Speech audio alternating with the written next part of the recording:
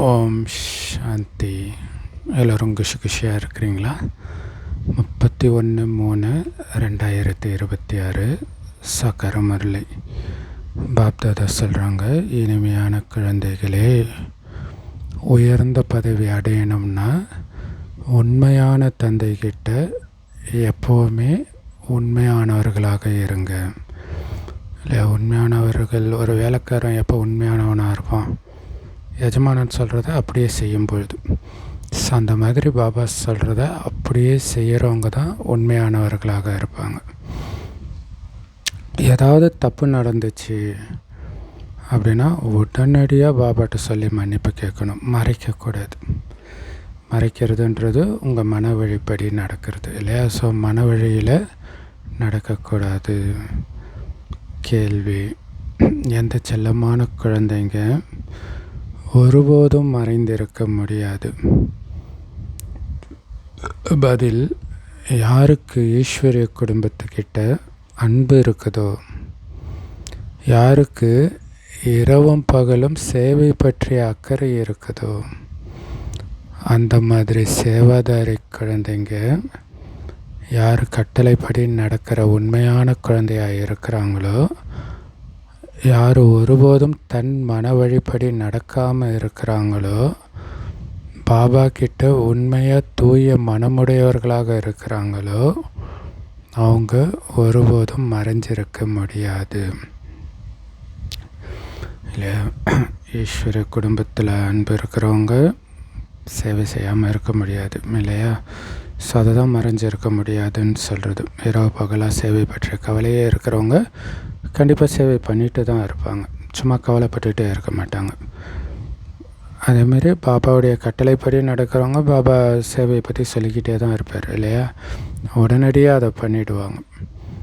So அதை தான் மறைஞ்சிருக்க முடியாது.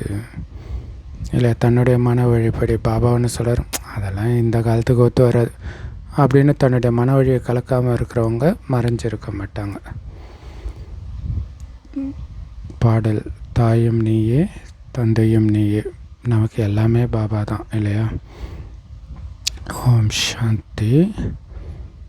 இந்த பாட்டில் யாரோட உத்தரவாதம் இருக்குது?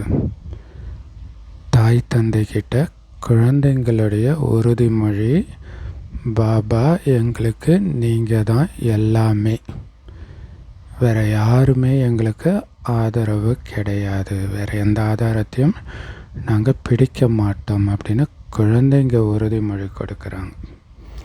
இப்போ இது எவ்வளோ உயர்ந்த குறிக்கோள்! ஒரு பாபாவை மட்டும்தான் நாங்கள் பிடிப்போம் அப்படிங்கிறது. ஸோ அந்த மாதிரி உயர்ந்த தந்தையுடைய ஸ்ரீமத் படி யார் நடக்கிறாங்களோ கண்டிப்பாக அவங்க உயர்ந்த பதவி தான் அடைவாங்க. அதில் டவுட்டே கிடையாது.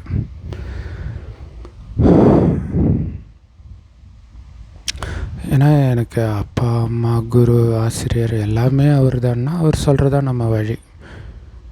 அப்போ அவர் சொல்கிறபடி நடக்கிறவங்க கண்டிப்பாக உயர்ந்த பதவி அடைவாங்க இல்லையா?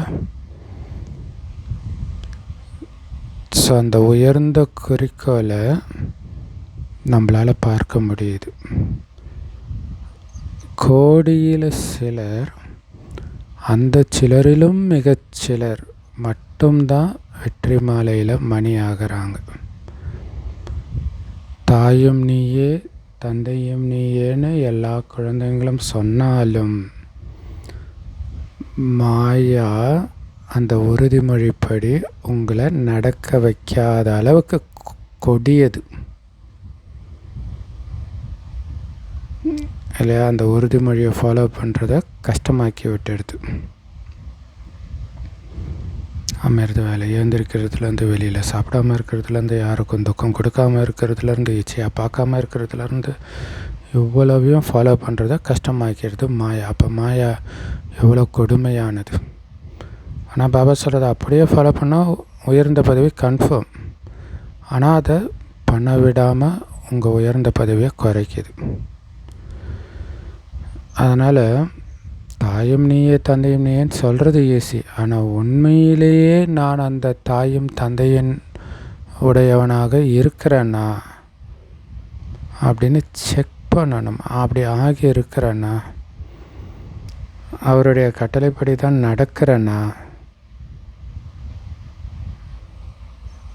இல்லையா அப்படின்னு செக் பண்ணுங்க. ஏன்னா ரொம்ப கம்மியானவர்கள் தான் இப்படி தனித்தனி செக் பண்ணிக்கிறாங்க. அதனால தான் பாருங்கள், மாலையில் வெறும் 8 மணிகள் தான் வராங்க.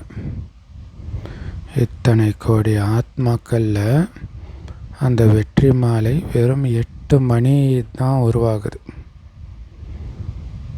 ஏன் மற்றவங்க வரலைன்னா, நிறைய பேர் சொல்கிறது ஒன்றாகவும் செய்கிறது வேறொன்றாகவும் இருக்குது. அதனால தான் பாபா சொல்கிறார். பாருங்கள் எவ்வளோ அதிசயமாக இருக்குது. ஈஸியான வழி சொல்கிறார் வெற்றி மாலையில் மணியாக. ஆனால் கோடியில் சிலர் தான் அந்த வழியை ஃபாலோ பண்ணுறாங்க. பாபா எவ்வளோ அன்பாக புரிய வைக்கிறார். ஆனால் ரொம்ப கம்மியானவர்கள் தான் நல்ல குழந்தைகளாக வெளிப்படுறாங்க. அதனால் அவங்க தான் மாலையின் மணிகள் ஆகிறாங்க. காரணம், ஸ்ரீமத் படி நடக்கிற அளவுக்கு குழந்தைங்க கிட்ட, நிறைய குழந்தைங்க கிட்ட அந்த அளவுக்கு சக்தி இல்லை. அப்படின்னா என்ன அர்த்தம்? கண்டிப்பாக ராவணனுடைய வழிபடி தான் நடக்கிறாங்க. அதனால தான் அவங்களால இவ்வளோ உயர்ந்த பதவி அடைய முடியறது கிடையாது. அபூர்வமாக ரொம்ப கம்மியானவங்க தான் மாலையின் மணி ஆகிறாங்க. ஸோ அந்த மாதிரி அன்பான நல்ல குழந்தைங்க மறைந்திருப்பது கிடையாது. அவங்களுடைய நடத்தையின் மூலமாக, சேவை மூலமாக, குணத்தின் மூலமாக அவங்க வெளிப்படுவாங்க. அவங்க பாபாவுடைய இதயத்தில் இடம் பிடிச்சு உட்காந்துக்கிறாங்க. இரவும் பகலும் சேவை பற்றிய கவலை மட்டுமே அவங்களுக்கு இருக்குது. ஈஸ்வரிய சம்பந்தத்தில் தான் அவங்களுக்கு அன்பு இருக்குது. அதனால் அவங்களுடைய புத்தி வெளியில் எங்கேயுமே போகாது. ஸோ அந்த மாதிரி அன்பை இந்த தெய்வீக குடும்பத்து மேலே தான் வைக்கணும், வெளியில் வைக்கக்கூடாது. அஞ்ஞான காலத்தில் கூட குழந்தைங்களுக்கு தந்தைக்கிட்டையும் சகோதர சகோதரிகளுக்கிடையேயும் தங்களுக்குள்ள நல்ல அன்பு இருக்கிறத பார்க்குறோம் இல்லையா? நல்ல குழந்தைன்னா அப்பா அம்மா மேலே அன்பு வச்சுருப்பாங்க, கூட பிறந்தவங்க மேலே அன்பு வச்சுருப்பாங்க. ஆனால் இங்கே ஒரு சிலருக்கு பாபாவோட கொஞ்சம் கூட யோகா இல்லை. ஆனால் நிறைய பேர் சத்தியம் பண்ணுறாங்க, தாயும் நீயே தந்தையும் நீயேன்னு பக்தி மார்க்கத்தில் பாடுற மாதிரி. ஆனால் இப்போ அந்த தந்தை முன்னாடி இருக்கிறாங்க குழந்தைங்க. பக்தி மார்க்கத்தில் எவ்வளோ அன்பாக நினைவு செய்கிறாங்க. ஆனால் இங்கே நினைவே செய்கிறது கிடையாது. ஏன்னா இல்லையா, பக்தி அவ்வளோ நல்லா பண்ணவங்க தான் இங்கே வந்து நினைவே பண்ணுறதில்ல. காரணம், பாபாவுடையவர் ஆன உடனே மாயா எதிரி ஆக்கிடுது. புத்தி வெளியில் போயிடுது. அதை தான் இயேசுவை உனக்கு நான் இதை கொடுக்குறேன் அதை கொடுக்குறேன்ட்டு சாத்தான் அலகழிக்கும். அதுக்கு தான் அப்பால போ சாத்தானேன்னு சொல்கிறாரு. ஸோ அப்போ புத்தி வெளியில் போகுதுன்னா மாயை நல்லா கீழே விழ வச்சிடுது. ஸோ நாம் பண்ணுறது எல்லாமே கீழே விழறதுக்கு தான் பண்ணுறோன்றதையே அவங்க புரிஞ்சுக்கிறது கிடையாது. எலி கடிக்கிற மாதிரி இல்லையா, எலி கடிக்கிறதே தெரியாதுன்னுவாங்க இல்லையா. ஸோ அதனால் அவங்களுடைய வழிப்படி போய் கீழே விழுந்துக்கிட்டே இருக்கிறாங்க.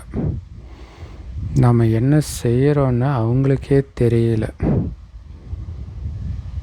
ஸோ குழந்தைங்க கிட்ட கொஞ்சம் குறைகள் இருக்கத்தானே செய்யுது.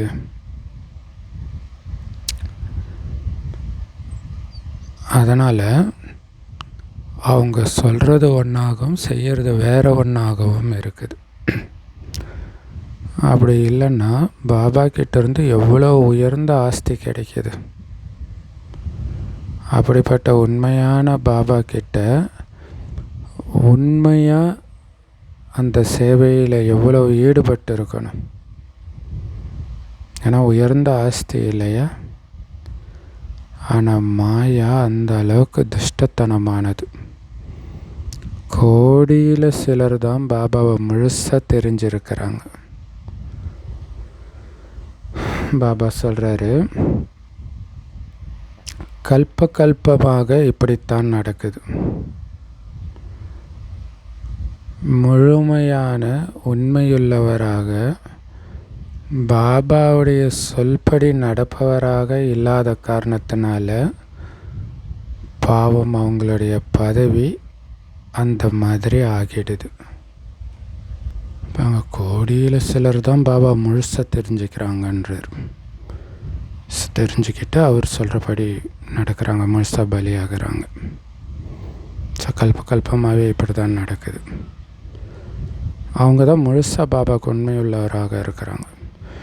மற்றவர்கள் அந்த மாதிரி உண்மையுள்ளவராக இல்லாததுனால, அதாவது பாபாவுடைய வார்த்தைப்படி நடக்காததுனால தான் அவங்களுடைய பதவி கீழானதாக ஆகிடுது.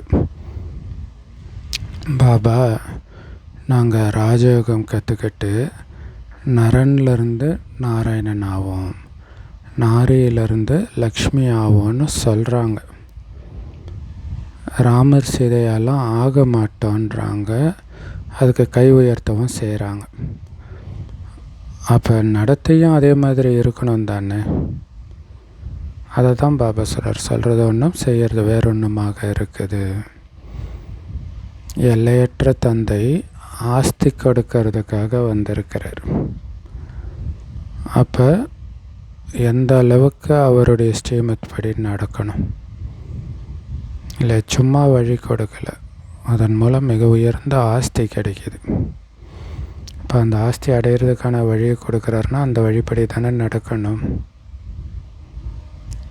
தியாகம், தபஸ், இல்லை எதையும் இழப்பதற்கு தயாராக இருக்கணும். இங்கே இழக்கிறதுனால தான் அனைத்தையும் அடையிறோம்.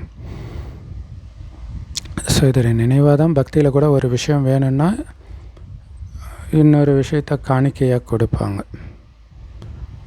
இல்லை குழந்தை வரம் வேணும்னா தொட்டில் செஞ்சு போடுவாங்க. அல்லது குழந்தை மாதிரியே அவங்கவுங்க வசதிக்கு ஏற்ப வெள்ளியிலையோ தங்கத்திலையோ செஞ்சு போடுவாங்க. ஸோ நிறைய பேர் உறுதிமொழி எடுக்கிறாங்க பாபாவுடைய வழிபடி நடப்பன்ட்டு. ஆனால் அவங்களுடைய நடத்தை எப்படி இருக்குது அப்படின்னா, நாங்கள் ஸ்ரீமத் படி நடக்கவே மாட்டோன்னு உறுதிமொழி எடுத்துக்கிற மாதிரி இருக்குதுன்றார் இல்லையா. ஸோ அவங்களும் மறைஞ்சிருக்க முடியாது இல்லையா. பாபாவுடைய வழிபடி நடந்துட்டு இருக்கிறவங்களும் மறைஞ்சிருக்க முடியாது, பாபா வழியை மீறி நடக்கிறவங்களும் மறைஞ்சிருக்க முடியாது. ரெண்டுமே தெரிய வரும். ஏன்னா டெஸ்ட் பேப்பர் வருதில்ல, அந்த டெஸ்ட் பேப்பரில் பாபாவுடைய வழிபடி நடக்கிறவங்க எப்படி இருப்பாங்க, அதே டெஸ்ட் பேப்பரில் பாபா வழிபடி நடக்காதவர்கள் எப்படி இருப்பாங்க தெரிஞ்சிடுது இல்லையா. ஸோ யாருடைய அதிர்ஷ்டத்தில் இல்லையோ அவங்களுக்கு தேக அபிமானம் தான் முதல்ல அடி கொடுக்குது. அதுக்கு பிறகு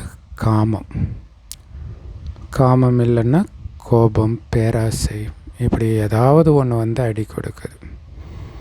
இது எல்லாமே நமக்கு எதிரிகள் தான். ஸோ மோகம் கூட, அதாவது பற்று கூட அந்த மாதிரி ஒரு பொருள் தான், எதிரி தான்.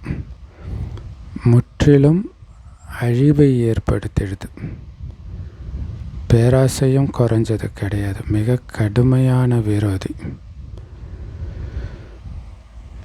ஒன்றுத்துக்கும் உதவாத பொருளை திருடுவாங்க, அதான் பேராசை. அதுவும் பேராசை தானே. ஸோ திருடுறது ரொம்ப அசுத்தமான பழக்கம். உள்ளுக்குள்ளே மனம் அரிச்சுக்கிட்டே இருக்கணும். நம்ம பாவம் செஞ்சுக்கிட்டே இருக்கிறோன்னா என்ன பதவி அடைவோன்னு இல்லையா. குற்ற மனப்பான்மையே இல்லாமல் திருட்டு இருக்கிறது அது அஞ்ஞானிகள் பண்ணுவாங்க. ஆனால் நமக்கு முரளி கேட்குறோம்ல, அதுக்கு தான் முரளி கேட்கணும் ரெகுலராக. அப்போ தான் தெரியும், ஐயோ நம்ம இந்த தப்பு பண்ணுறோமே, நம்ம என்ன பதவி அடைவோம் அப்படின்ட்டு. ஆனால் நம்மளை மாற்றிக்கணும். ஏன்னா அந்த குற்ற மனப்பான்மை தான் நம்மளை மாற்றும். சிவபாபாவுடைய யஜ்யத்தில் பாபா கிட்ட இந்த மாதிரி காரியத்தை எப்படி செய்யலாம்? ஸோ மாயா மிகவும் தலைகீழான காரியத்தை செய்ய வைக்கிது. எவ்வளவுதான் சொல்லி புரிய வச்சாலும் அந்த பழைய பழக்கம் விட மாட்டேங்குது. அதே மாதிரி சிலர் பேரூபங்களில் சிக்கிக்கிறாங்க. காமம், காதல், ஈர்ப்பு இதில் சிக்கிக்கிறாங்க. ஸோ தேகாபிமானத்தின் காரணத்தினால தான் பேரூபத்திலையும் வந்துடுறாங்க. ஸோ ஒவ்வொரு சென்டர் பற்றியும் பாபாவுக்கு தெரியும் இல்லையா. பாபாவும் என்ன செய்வார்? சொல்லி புரிய வைக்க வேண்டி இருக்குது. அவ்வளோதான் பண்ண முடியும் இல்லையா. எவ்வளவு சென்டர்கள் இருக்குது, பாபா கிட்ட எவ்வளோ செய்திகள் வருது. ஸோ கவலை இருக்கத்தான் செய்யுது இல்லையா. உயர்ந்த ஆஸ்தியை கொடுத்து நாராயணன் ஆக்கிறதுக்கான ஞானத்தை கொடுத்தா நான் வேலைக்காரனாக தான் ஆவன்ற மாதிரி காரியத்தை பண்ணுறாங்க. ஸோ பிறகு பாபா சொல்லி புரிய வைக்க வேண்டி இருக்குது. ஆனால் மாயாவும் குறைஞ்சது கிடையாது இல்லையா. ரொம்ப தொந்தரவு பண்ணுது. நல்ல நல்ல குழந்தைங்களுக்கு பாபா சொல்கிறாரு, அதிகமாக பேசுனீங்கன்னா அதிக துக்கத்தை அடைவீங்க இல்லையா. பாபா குழந்தைங்க ரொம்ப கம்மியாக பேசணும். அதிகமாக பேசுபவன் அவசியம் பாவம் இழைக்கிறான்னு பைபிளில் இருக்கும் இல்லை. அதிகமாக பேசினாலே நீங்கள் பாவம் தான் செய்வீங்க. அதான் பாபா சொல்கிற, அதிகமாக பேசுகிறவங்க அதிக துக்கத்தை அடைவாங்க. அதுலேயும் துக்கம் கொடுத்து பேசுகிறது இன்னும் பாவம். ஸோ இங்கே துக்கத்தின் விஷயம் கிடையாது இல்லை. இங்கே பாபா உங்களுக்கு உடனடியாக அடிக்க போகிறதெல்லாம் கிடையாது. ஆனால் கடைசியில் நீங்கள் துக்கம் அடைவீங்க. பாபா அன்பாக தான் புரிய வைப்பார். கல்பத்துக்கு முன்னாடியும் இதே மாதிரி பண்ணி இருக்கிறீங்க. ஈஸ்வரனுடையவராக ஆன பிறகும் கூட மாயாவின் வசமாகிடுறாங்க. ஏதாவது பாவம் செஞ்சிடுறாங்க. அதனால தான் பாபா சொல்கிறாரு, நிறைய குழந்தைங்க உறுதிமொழி செய்கிறாங்க, பாபா நாங்கள் உங்களுடைய ஸ்ரீமத் படித்தான் கண்டிப்பாக நடப்போம்னு. ஆனால் நடக்கிறதில்ல இல்லையா. சத்தியம் நிறைய பேர் பண்ணுறாங்க, ஆனால் நடக்கிறதில்ல. அதனால்தான் பாருங்கள், மாலையில் வெறும் 8 மணி தான் உருவாகுது. மற்றதெல்லாம் பிரஜையாயிடுறாங்க. எவ்வளோ பெரிய குறிக்கோள். ஸோ இதில் மனதின் தூய்மை அதிகம் வேணும். பழமொழியும் இருக்குது இல்லையா. ஸோ உண்மை இருந்தால் மனம் எப்பவும் மகிழ்ச்சியில் டான்ஸ் ஆடும் இல்லை. வழியில் மடியில் கனம் இருந்தால் தானே வழியில் பயம் இருக்குன்னுவாங்க. அதுமாதிரி மனசில் எந்த குப்பையும் இல்லைன்னா மனம் டான்ஸ் ஆடிக்கிட்டே இருக்கும். மனம் உண்மையாக இருந்தால் பாபாவுக்கு. ஸோ பாபா கிட்ட உண்மையானவர்களாக நடந்துக்கிறீங்க அப்படின்னா சத்தியுகத்தில் கிருஷ்ணரோட டான்ஸ் ஆடுவீங்க. இப்போயும் மனம் மகிழ்ச்சியில் டான்ஸ் ஆடும். சத்தியுகத்தில் கிருஷ்ணரோட டான்ஸ் ஆடுவீங்க. ஸோ சத்தியுகத்தில் கிருஷ்ணருடைய டான்ஸ் ரொம்ப ஃபேமஸ். ராசலீலான்னு சொல்கிறாங்க இல்லையா, அது ராதா கிருஷ்ணருக்கு தானே காட்டுறாங்க. ஸோ அதுக்கு பிறகு ராமலீலா காட்டுறாங்க. ஆனால் நம்பர் 1 ராதை கிருஷ்ணருடைய ராசலீலா இருக்குது. ஏன்னா இப்போ அவங்க பாபா கிட்ட ரொம்ப உண்மையுள்ளவர்களாக இருக்கிறாங்க. அதனால தான் எவ்வளோ உயர்ந்த பதவி அடையிறாங்க பாருங்கள். ஸோ பாபா சொல்கிற மாதிரி நடப்பீங்களான்னா எல்லாம் நல்லாவே கை உயர்த்துறாங்க. ஆனால் மாயா எப்படிப்பட்ட கொடியது. உறுதிமொழி எடுத்தாலும் அவங்கள அதன்படி நடக்க விட மாட்டேங்குது. இல்லை, உறுதிமொழி செய்கிறீங்கன்னா அதன்படி நடக்கணும்ல. ஸோ மாயாவின் பூதங்களை விரட்டணும். தேக அபிமானத்தின் பின்னால் அனைத்து பூதங்களும் வந்து ஒட்டிக்குது. ஸோ மாயாவின் பூதங்களை அப்பால சாத்தானேன்ட்டு இப்போவே நீங்கள் விரட்டலை அப்படின்னா நாளைக்கு பேயா அலைந்து நம்மளை விரட்ட வேண்டிய நிலைமைக்கு நாம் தள்ளப்படுவோம். எல்லாத்துக்கும் காரணம் இந்த தேக அபிமானம் தான். இல்லை, அதுக்கு தான் நீ தேகம் கிடையாது, ஆத்மா ஆத்மான்னு புரிஞ்சுக்கோன்றார். இல்லை, பேய் வந்து அந்த உடம்புன்ற உணர்விலே தானே சுற்றிட்டு இருக்குது. அதைத்தான் இப்போவே சொல்கிறார், நீங்கள் உடம்பு கிடையாது. ஏன்னா தேக அபிமானத்துக்கு பின்னாடி எல்லா பூதமும் வந்து ஒட்டிக்குது. காமம், கோபம், பற்று, பேராசை, அகங்காரம் எல்லாமே. ஸோ அதனால தான் பாபா சொல்கிறார், ஆத்மா அபிமானியாகி பாபாவை நினைவு பண்ணுங்க. அதிலும் அதிகாலை நேரம் உட்காந்து ஆன்மீக உரையாடல் செய்யுங்க. அது நல்லா ஆத்மாவில் ஆழமாக பதியும். வேறு எந்த டிஸ்டர்பன்ஸும் இருக்காது அந்த நேரம். மனநிலையே நல்லா இருக்கும் அந்த நேரம். ஸோ பாபாவுக்கு மகிமை செய்யுங்க. பாபா எப்படியெல்லாம் நம்மளை மாற்றி இருக்கிறாரு, அவர் எதுக்காக இங்கே வர்றாரு, அதனால் அவருக்கு ஏதாவது நன்மை இருக்கா? எதுவுமே கிடையாது. இல்லையா? அப்படி தியாகம் பண்ணுறாருன்னா அதற்கான பிரதிபலனை நம்ம கொடுக்கணும் இல்லையா? இப்படியெல்லாம் மகிமை பாடணும். காலையில் பேசணும் பாபா கிட்ட. பக்தி மார்க்கத்தில் நினைவு பண்ணுறாங்க, அப்போ கூட காலையில் தான் பண்ணுறாங்க, பக்தியில் கூட. ஆனால் பக்தி மார்க்கத்தில் வந்து நிறைய தெய்வங்களுக்கு மகிமை பாடுறாங்க. உண்மையில் அப்படி மகிமை வேறு யாருக்கும் கிடையாது. கிருஷ்ணரை நினைவு செய்கிறாங்க, மகிமை செய்கிறாங்க. வெண்ணெய் திருடினார், இவங்களை விரட்டினார், அகாசுரன் பகாசுரனை கொன்னார், இதை செஞ்சார் அதை செஞ்சாருன்னு சொல்கிறாங்க. இதெல்லாம் எப்படி மகிமை ஆகும்? வேறு என்ன அவங்க சொல்ல முடியும்? ஸோ இது எல்லாமே பொய் முதல்ல. இல்லை, இதெல்லாம் அவர் பண்ணவும் இல்லை. கொஞ்சம் கூட இதில் உண்மை கிடையாது. பிறகு அவங்க என்ன வழி சொல்ல முடியும்? முக்தி பற்றியே அவங்களுக்கு தெரியாது. இப்போ முழு உலகத்திலும் ராவண ராஜ்யம்தான் நடக்குது. எல்லாருமே இப்போ அழுக்காக இருக்கிறாங்க. ராவணன் எல்லாரையும் அழுக்காக்கிட்டான். மனிதர்கள் பிரஷ்டாச்சாரம்னா என்னன்னே புரிஞ்சுக்கல. ஏன்னா எல்லாத்தையும் நல்லதாக்கிட்டாங்க. இல்லை, கெட்ட விஷயத்தெல்லாம் நல்ல விஷயமாக்கி விட்டாங்க. சத்தியுகத்தில் நிர்விகார தேவதைகள் இருந்தாங்க அப்படின்னு கூட அவங்களுக்கு தெரியல. இல்லையா? தேவதைகள் இருந்தாங்கன்னு தெரியல. அப்புறம் எங்கே அந்த தேவதையாக நாம தான் இருந்தோன்னு தெரிஞ்சுக்கிறதுக்கு. அனைத்து குணங்களிலும் நிரம்பியவர்களாக 16 கலைகள் நிரம்பியவர்கள் அப்படின்லாம் பாடுறாங்க மகிமை. கடைசியில் என்ன பண்ணிடுறாங்க? அங்கேயும் ராவணன், கம்சன், ஜராச்சந்தெலாம் இருந்தாங்கன்னு சொல்லிடுறாங்க. அப்போ அவங்களுக்கு என்ன புரியும்? இல்லை, சத்தியுகம் நல்லவர்கள் வாழக்கூடிய யுகம்னு சொல்லிவிட்டு இன்னொரு பக்கம் இந்த மாதிரி கம்சன் இந்த மாதிரி ஆட்கள் இருந்ததாகவும் சொல்கிறாங்க. என்ன சொல்கிறாங்கன்னு அவங்களுக்கே புரியல. ஸோ தூய்மையாகுங்கன்னு சொன்னால் தேவதைகள் கூட தானே குழந்தை பிறந்துச்சு அப்படின்னு கேட்குறாங்க. அப்புறம் நீங்கள் இப்போ காமத்தை விட சொல்கிறீங்க, காமத்தில் தானே அவங்களும் குழந்தை பெற்றாங்க அப்படின்னு சொல்கிறாங்க. இது இல்லாமல் கிருஷ்ணருக்கு நிறைய மனைவி அது இதெல்லாம் சொல்கிறாங்க.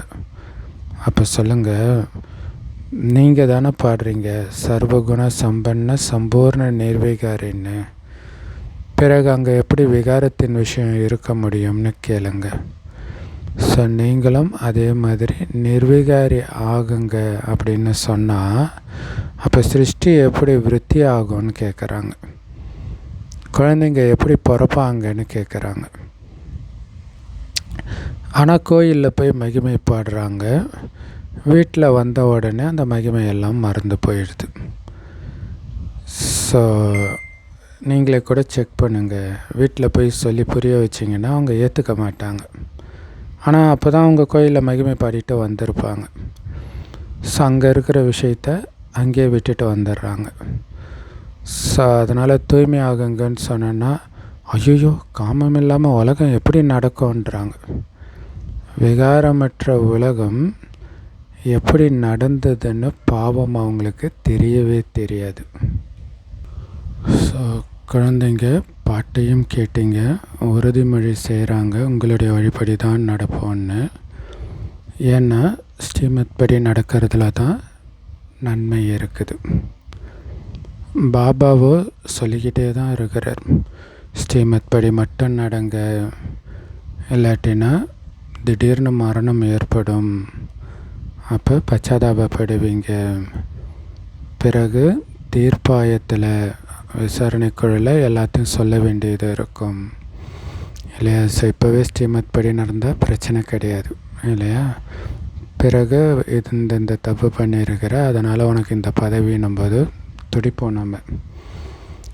ஸோ உன்னுடைய வழிபடி நடந்து நீ தான் இந்த பாவத்தை செஞ்சுருக்கிற அப்படின்னு கடைசியில் சொல்லுவாங்க. பிறகு கல்பமாக இதுதான் உங்கள் நிலைமை, கரை படிஞ்சிடும். அப்போ எவ்வளோ துடிப்பம் யோசிச்சு பாருங்கள். ஒவ்வொரு கல்பத்துலேயும் தேர வாய்ப்பே இல்லைன்றது எவ்வளோ பெரிய தண்டனை. ஸோ அந்த லௌகிக ஸ்கூலில் ஒரு தடவை ஃபெயில் ஆகிட்டால் 2வது படிக்கலாம், 3வது வருடம் படிக்கலாம். இங்கே அப்படியெல்லாம் கிடையாது. ஒரு தடவை ஃபெயில் ஆகிட்டால் ஆனது தான். ஒவ்வொரு கல்பத்திலும் கல்பமாக இதே நிலை தான் வரும் அப்படின்னா எவ்வளோ பெரிய தண்டனை. ஸோ அதுக்கு என்ன பண்ணணும், இப்போவே ரொம்ப முயற்சி பண்ணணும். ஒவ்வொரு அடியிலும் ஸ்ரீமத் படி நடக்கணும். உள்ளுக்குள்ளே எந்த ஒரு அழுக்கும் இருக்கக்கூடாது. இதயத்தை சுத்தமாக ஆக்கிக்கணும். ஸோ அது பயங்கரமான எச்சரிக்கை இல்லையா. ஒவ்வொரு கல்பத்திலையும் இதே தான் நிலைன்றது. அதனால் இதயத்தை சுத்தமாக வச்சுருக்கணும். நாரதருக்கு கூட உன்னுடைய முகத்தை கண்ணாடியில் போய் பாரு அப்படின்னு சொல்லியிருக்கிறாங்க இல்லையா. அப்போ பார்க்கும்போது என்ன தெரிஞ்சது, ஐயோ நான் குரங்கு மாதிரி இருக்கிறேனே அப்படின்னு தெரிஞ்சது. இது ஒரு உதாரணம்தான். ஸோ அதனால் உங்களை நீங்களே கேட்டுக்கணும், நான் எந்த அளவுக்கு ஸ்ரீமத் படி நடக்கிறேன். புத்தி யோகம் வெளியில் எங்கேயாவது அலப்பாயுதா அப்படின்னு செக் பண்ணிக்கிட்டே இருக்கணும் இல்லையா. பாபா சொல்கிறாரு, ஞானத்தை தவிர மற்ற விஷயத்தை பேசுகிறவங்க எதிரி மாதிரி உங்களுக்குன்றார். அப்படி இருக்கும்போது நாமளே பேசலாமா? அப்படியே பேசாட்டினா கூட புத்தி பேசலாமா இல்லையா. மனசுக்குள்ளே பேசுகிறது உங்களுக்கு தானே தெரியும். ஸோ டக்குன்னு புத்தியை ஞானத்தின் பக்கம் எடுத்துகிட்டு வரணும். ஸோ அதுக்கு எந்த நேரமும் முரளி கேட்டுட்டு அதையே ஆசை போட்டுட்டு இருக்கும்போது தான் அது சாத்தியம். ஸோ பாபாவுக்கு ரொம்ப பிடித்த குழந்தை வந்து எல்லைக்கு அப்பாற்பட்ட வைராக்கிய உள்ளுணர்வு உடைய குழந்தைங்க தான் அப்படின்னு நேற்று முரளியில் சொல்லியிருக்கிறார். ஸோ அப்போ அதை கேட்கும்பொழுது தான், ஓ அப்படியா, அப்போ நம்ம அந்த மாதிரி இருக்கணும்.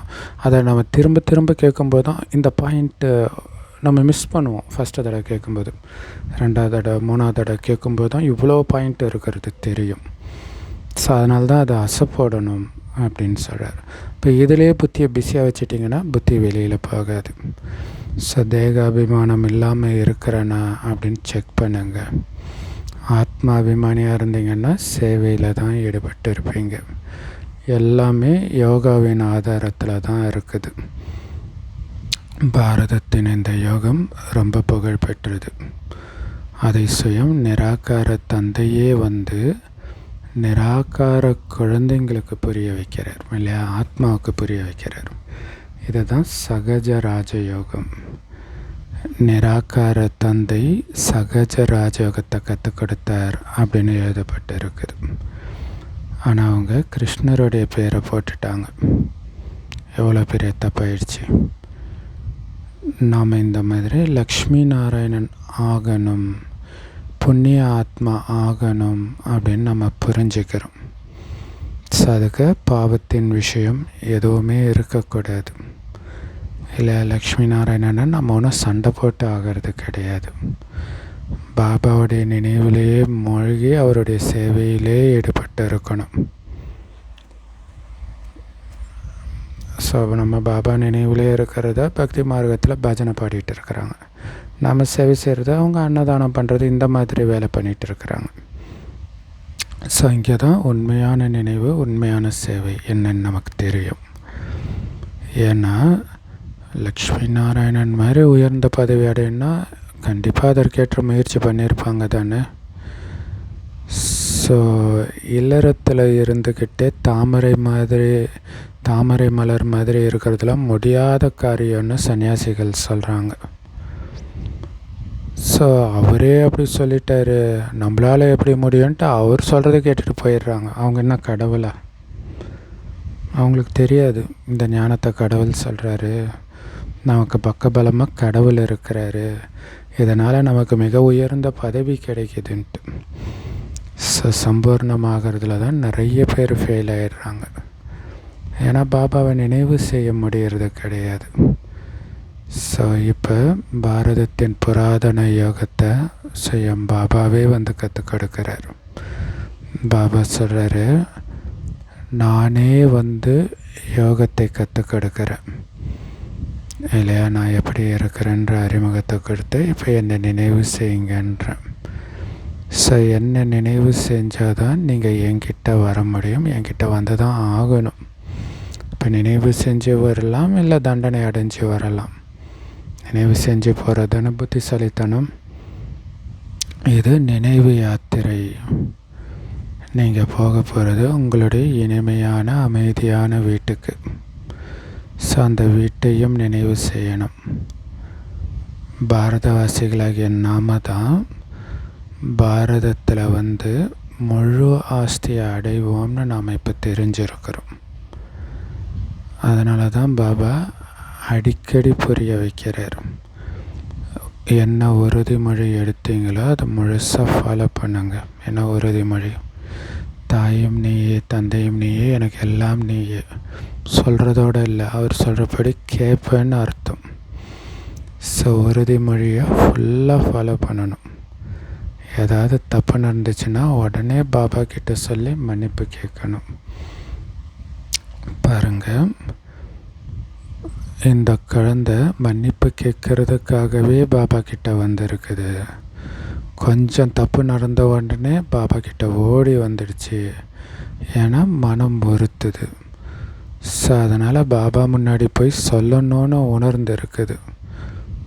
ஸோ அப்போ பாபா மேலே எவ்வளோ மரியாதை இந்த குழந்தைக்கு. ஆனால் நிறைய குழந்தைங்க இதை விட நிறைய தப்பு, பெரிய பெரிய தப்புலாம் செஞ்சுக்கிட்டே இருக்கிறாங்க. அவங்களுக்கே தெரியறது கிடையாது. ஸோ அதனால் இந்த மாதிரி குழந்தை வந்து என்கிட்ட சின்ன தப்பை கூட சொல்லும் பொழுது, ஆஹா குழந்தை ரொம்ப நல்லது அப்படின்னு பாபா சொல்கிறார். சின்ன தப்புக்காக மன்னிப்பு கேட்க வந்திருக்குது. ஸோ பாபா எப்போவுமே சொல்கிறது என்னன்னா, உங்கள் தப்பை சொல்லி மன்னிப்பு கேட்டுக்கோங்க. ஸோ இதோட நினைவு கிறிஸ்தவ மதத்தில் அந்த பாவ மன்னிப்பு கேட்குற பழக்கம் இருக்குது. அப்படி இல்லைன்னா அந்த பாவம் வளர்ச்சி அடைஞ்சிக்கிட்டே போகும். பிறகு கீழே விழுந்துடுவீங்க. முக்கியமாக யோகத்தினால தான் காப்பாற்றப்படுவீங்க. அந்த யோகத்தில் தான் ரொம்ப குறை இருக்குது. ஞானமும் ரொம்ப ஈஸி இல்லையா. ஞானம் வந்து அழகாக ஒரு கதை கேட்குற மாதிரி கேட்குறோம். இன்னையிலேருந்து 5000 வருஷத்துக்கு முன்னாடி யாருடைய ராஜ்யம் இருந்தது, எப்படி ராஜ்யம் செஞ்சாங்க, எவ்வளோ காலம் ராஜ்யம் செஞ்சாங்க, பிறகு ராஜ்யம் செஞ்சு எப்படி விகாரத்தில் சிக்கினாங்க, யாருமே அவங்கள எதிர்த்து போர் தொடுக்கெல்லாம் இல்லை. போர் தொடுக்கிறதெல்லாம் பின்னாடி வைஷ்யரான பிறகு துவாபரகத்தில் தான் தொடங்குது. பிறகு அவங்கக்கிட்ட இருந்து ராவணன் ராஜ்யத்தை பறிச்சுக்கிட்டான். பிறகு நீங்கள் ராவணன் மீது வெற்றி அடைஞ்சு ராஜ்யத்தை அடையிறீங்க. ஸோ இது ஒரு கதை மாதிரி தானே இருக்குது. ஆனால் இது கூட யாருடைய புத்தியிலும் பதிகிறது ரொம்ப கஷ்டமாக இருக்குது.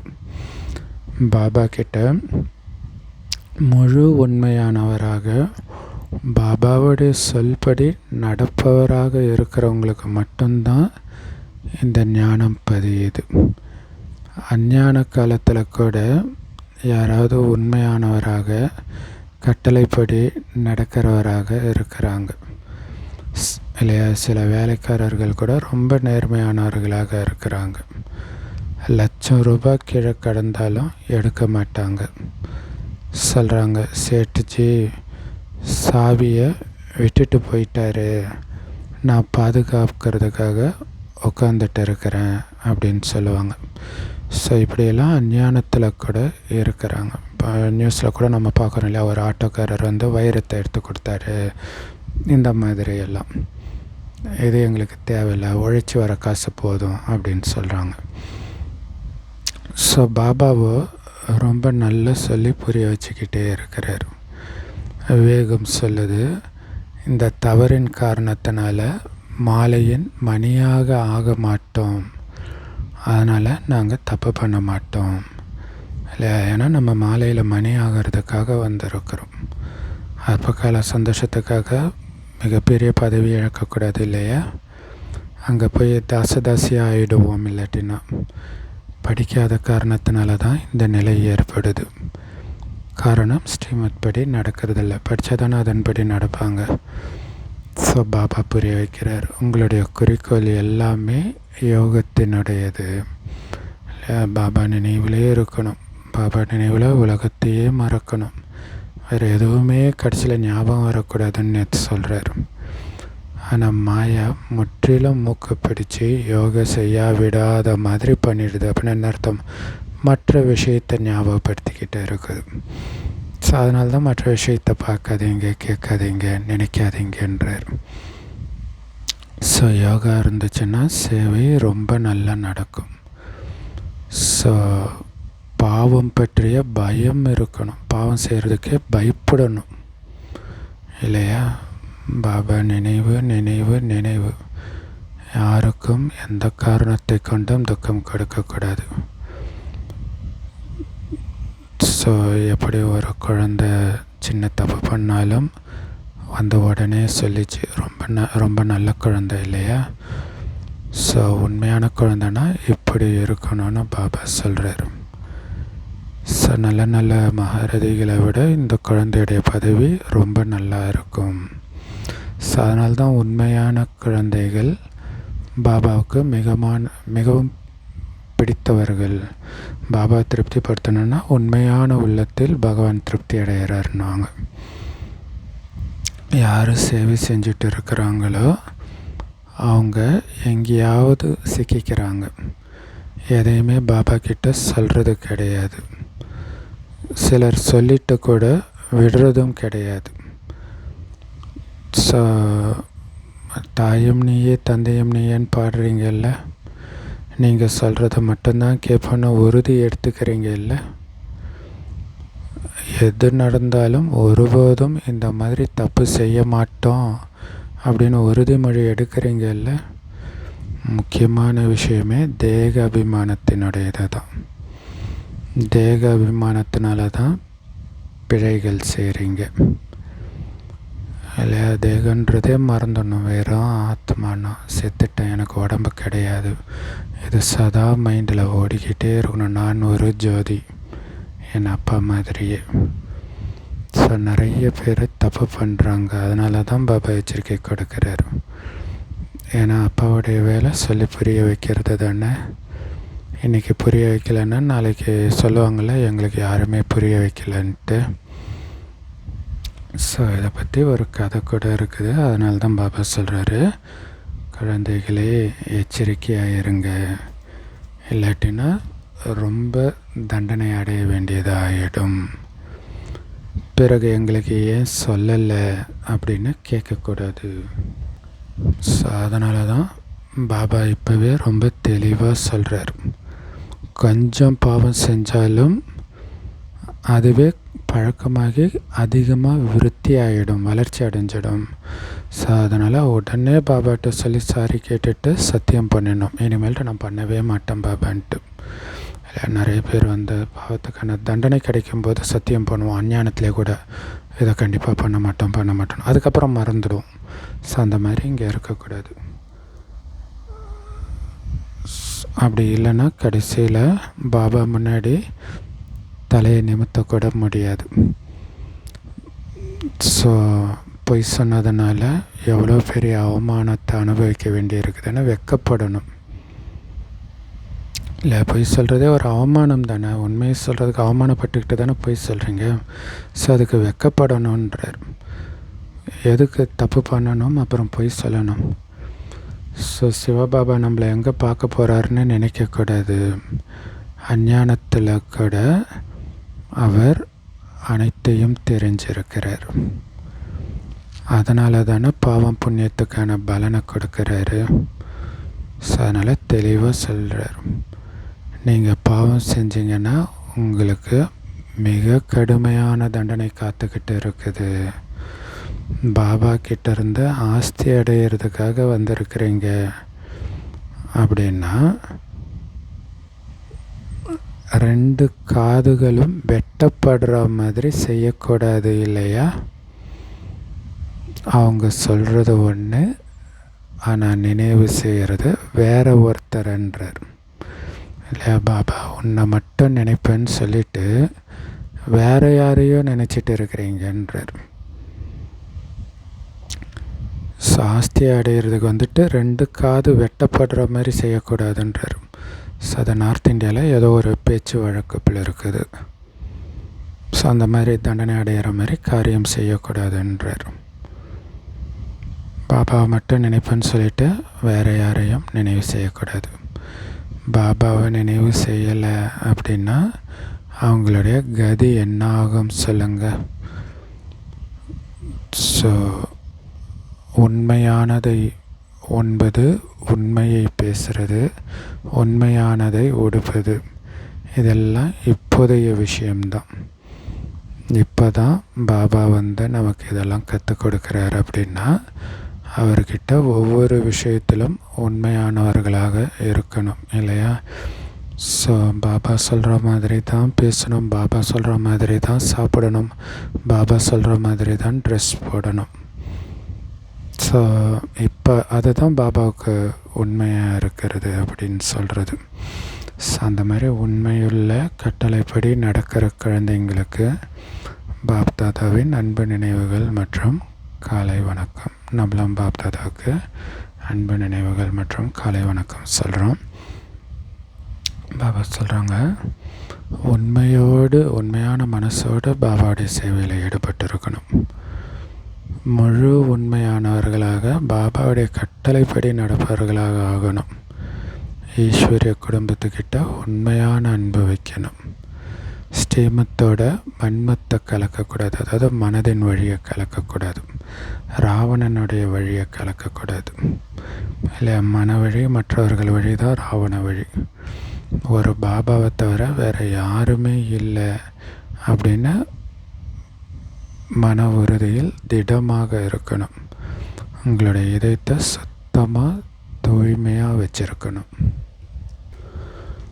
செம பவர்ஃபுல்லான வரதானம். ஆன்மீகத்தின் நறுமணத்தின் ஆதாரத்தில் அனைவருக்கும் பரமாத்மாவின் செய்தியை கொடுக்கக்கூடிய விஸ்வ கல்யாணக்காரி ஆகுங்கள். ஸோ ஆன்மீகத்தின் அனைத்து சக்திகளையும், அதாவது ஆத்மாவின் அனைத்து சக்திகளையும் உங்களுக்குள்ள தாரணை பண்ணிக்கிட்டிங்கன்னா ஆன்மீக நறுமணம் ஈஸியாக நிறைய ஆத்மாக்களை உங்கள் பக்கம் கவர்ந்து இழுக்கின்றார். ஏன்னா நம்ம மனதின் சக்தி மூலமாக இயற்கையையே தம பிரதான நிலையிலேருந்து சதோ பிரதானமாக மாற்றுறோம். ஸோ அதே மாதிரி நம்ம முன்னாடி வர முடியாமல் இருக்கிற உலகத்தின் மற்ற ஆத்மாக்கள் இருக்கிறாங்க இல்லையா? இப்போ யுத்தத்தில் சிக்கிட்டு இருக்கிறாங்க இல்லையா? அவங்களுக்கு கூட தூரத்தில் இருந்தபடியே உங்களுடைய ஆன்மீக சக்தி மூலமாக பாபாவுடைய செய்தியை உங்களால் கொடுக்க முடியும். அதனால் இந்த சூக்ஷ்ம எந்திரத்தை, அதாவது இந்த மனச சேவையை, எண்ணங்களின் மூலமாக செய்கிற சேவையை தீவிரப்படுத்துங்க. ஸோ அதுக்கு தான் அந்த வீண் எண்ணம் எதுவுமே இல்லாமல் பார்த்துக்கணும். வீண் எண்ணம், விகார எண்ணம், நெகட்டிவ் எண்ணம், இதெல்லாம் இந்த சக்தியை உங்களால் அதிகப்படுத்த முடியாமல் பண்ணிடும். ஸோ அதனால் இந்த சூக்ஷ்ம எந்திரத்தை தீவிரப்படுத்துங்க. அப்போ தான் நிறைய ஆத்மாக்கள் துடிச்சிட்டு இருக்கிறாங்களே அவங்களுக்கு உயிர் பிச்சை கிடைக்கும். இல்லையா? ஆத்மா மறுபடியும் பிறக்கும். ஸோ எல்லாருமே சொர்க்கத்துக்கு வருவாங்க அல்லது நரகத்துக்கு வருவாங்கன்னு நினச்சிட்ருக்குறாங்க. நரகம் முடிய போகுது. இப்போ நரகத்துக்கு வருவாங்கன்னா இன்னும் கொஞ்சம் முன்னாடியே வருவாங்க. ஸோ அப்படி வருவதற்கான உயிர் பிச்சை நீங்கள் தான் கொடுக்குறீங்க. அப்படி கொடுக்கும் பொழுது தான் நீங்கள் விஸ்வ கல்யாணக்காரின்னு சொல்ல முடியும். ஸோ செம பவர்ஃபுல்லான வரதானம் இது. ஸ்லோகன்: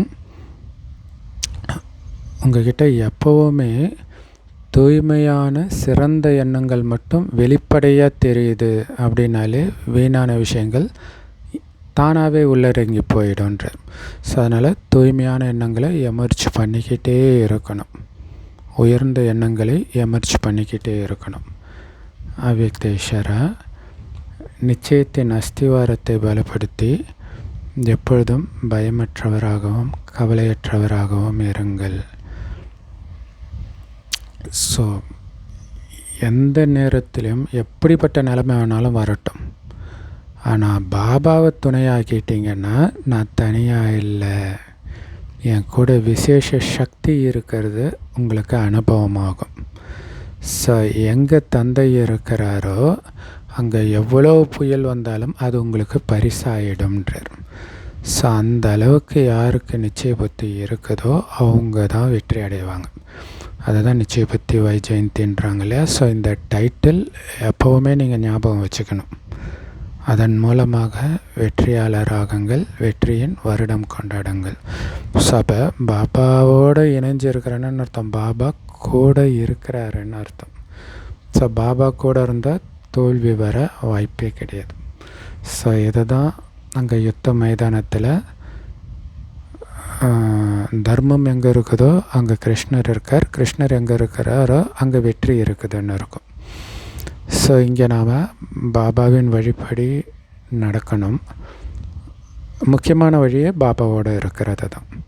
ஸோ பாபாவோடு இருந்தால் கண்டிப்பாக புயல்கள் வெற்றி மாலையாக மாறிடும் இல்லையா? புயல்கள் பிரச்சனைகள் எல்லாம் உங்களுக்கு அனுபவத்தை கொடுக்கக்கூடிய லிஃப்ட்டு கிஃப்ட்டு அப்படின்ட்டு சண்டே முரளியில் சொல்லியிருந்தார். Om Shanti. Love you Bap Dada. Thank you Bap Dada. குஷியாக இருங்க, குளிர்ச்சியாக இருங்க.